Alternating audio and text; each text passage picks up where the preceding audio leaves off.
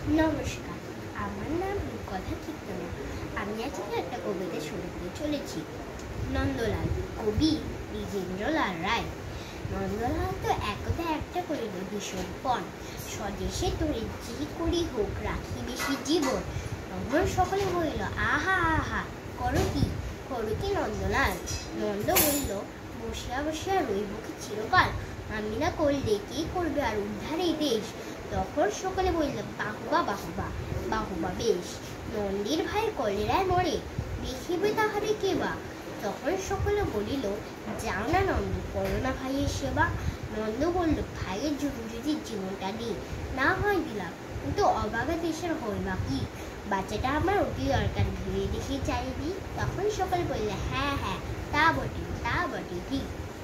নন্দ এখন হঠাৎ একাগ্রজ করিল বাহির, গালি দিয়ে সবে গদ্য বিদ্যা করিল জাহির।